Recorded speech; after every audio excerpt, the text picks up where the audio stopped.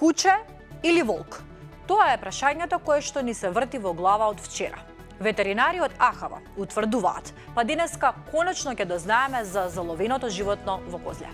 Израел исвиркан на првото полуфинале на Евровизија, а обезбедувањето собори момче кое извикуваше слобода за Палестина.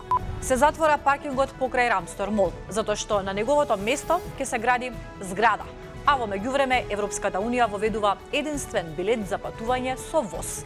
Ново правило кое значително треба да го улесни прекуграничното патување низ Европа. Во продолжение, дел од новостите кои ги одбележаа последните 24 часа. Премиерот Христијан Мицкоски ги отфрли тврдењата дека градоначалникот на Карпош, Сотир Лукровски, поднел оставка, наведувајќи дека тој во моментов е на боледување поради здравствени проблеми и ги нарече политички глодари сите што се ситат на здравјето на Лукровски. Виралниот инцидент од Водно добива разврска. Тинејџерот кој неодамна објави видео на кое се гледа како се спушта по пешачка патека на Водно, а таму го запира рекреативен планинар кој се качува со две деца. Бил повикан во полициска станица заедно со татко му, при што им издале писмено предупредување. Војната со Иран го празни чекмеџето на Пентагон. Веќе ја чини Америка 29 милиарди долари, а сметката продолжува да расте. Пациенти алармираат за колапс на клиниката за хематологија. Левица бара итен инспекциски надзор. Кој како дојде на власт, ги руши мостовите зад себе. Продава нови рецепти за стари проблеми. И речиси секогаш прави некаква штета. По ова непишано правило, само што седна на столчето како претседател на регулаторна комисија за енергетика, постапува и Ацо Ристов. Прочитајте ја колумната "Струјата не е часовник" на Весна Дамчевска. Секој тинејџер многу добро знае што се цигарите и зошто се штетни. Но од друга страна, секој трет тинејџер е со вејп во рака.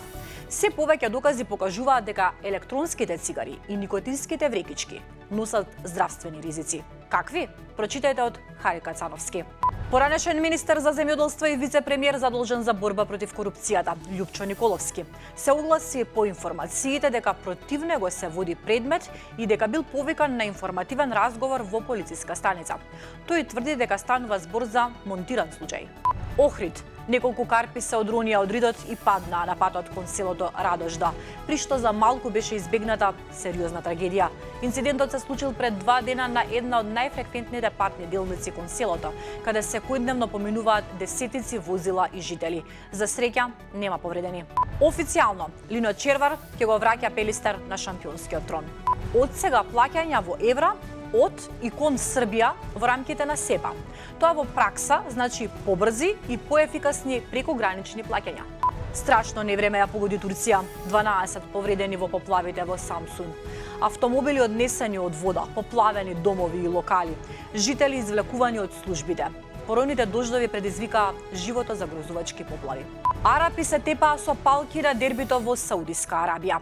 Како што може да се види на снимките, дел од навивачите на Ал Насер, клубот за кој настапува Кристијано Роналдо, упаднале во VIP секторот, каде се наоѓале симпатизери на ривалскиот тим.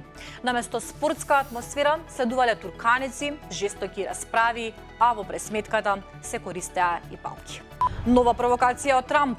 Венецуела означена како 51-ва држава на сад. Путин не е во бункер. На социјалните мрежи се појави видео на кое рускиот претседател Владимир Путин вози низ Москва, а потоа се среќава со своја поранешна наставничка во лобито на еден хотел. Се движи слободно и транспарентно. Почина првиот НБА кошаркар кој јавно призна дека е геј. Джейсон Колинс почина на 47 годишна возраст по тешка битка со рак на мозокот. За сите вести од Македонија и светот се читаме на slobodnpečat.mk.